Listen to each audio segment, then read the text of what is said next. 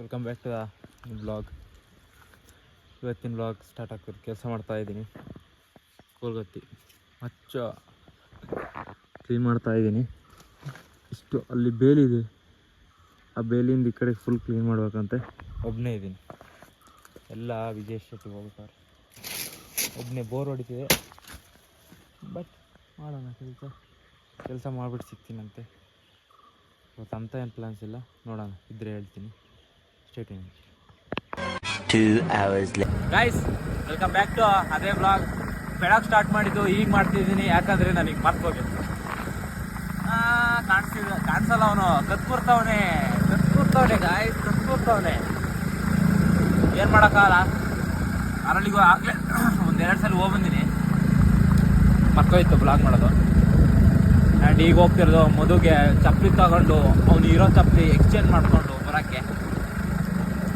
ಹಂಗೆ ನೋಡೋಣ, ಏನಾದ್ರು ಇದ್ರೆ ತಿನ್ಕೊಬರೋದು ಅಷ್ಟೇ ವಿಷಯ. ಅಷ್ಟೇ. ಮದುವೆ ಕೊಡಿಸ್ತಾನೆ, ಬಿರಿಯಾನಿ ಕೊಡಿಸ್ತಾನೆ ಇವತ್ತು. ಬಿರಿಯಾನಿ ಇವತ್ತು ಬಿರಿಯಾನಿ. ಇಬ್ಬರೇ ಹೋಗ್ತಿದ್ವಿ, ಹೋಗಿ ಸಿಗ್ತೀನಿ ಅಂತೀವಿ. ಅರಳಿಯಲ್ಲಿ ಬ್ಲಾಗ್ ಮಾಡ್ತೀನಿ, ರಾಜ್ಯ ರೋಡ್ ಮಾಡ್ತೀನಿ, ಏನು ಭಯ ಇಲ್ಲ. ಗಾಯ್ಸ್ ಬ್ಲಾಗ್ ಮಾಡಿರಲಿಲ್ಲ. ನನ್ನ ಮೂರನೇ ಮಗ ತೋರ್ಸ, ಮೂರನೇ ಮಗ ಅರಳಲ್ಲಿ ಇನ್ನೂ ತೆಗ್ದಿಲ್ಲ ಲೈಟಿಂಗ್. ನೆನ್ನೆ ಇಲ್ಲಿ ಇನ್ನು ಜನ ಇದ್ದಾರ, ಇವತ್ತು ಜನ ಇಲ್ಲ. ಇವತ್ತು ಸಂತೆ. ಚಪ್ಪಲಿ ತಗೊಳಕ್ ಬಂದವನಿಲ್ಲ.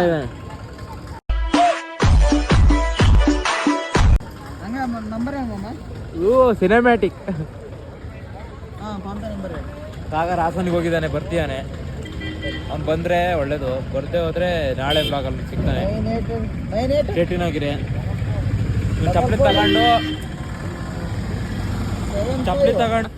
ತಗೊಂಡು ಆಮೇಲೆ ಸಿಗ್ತೀನಿ.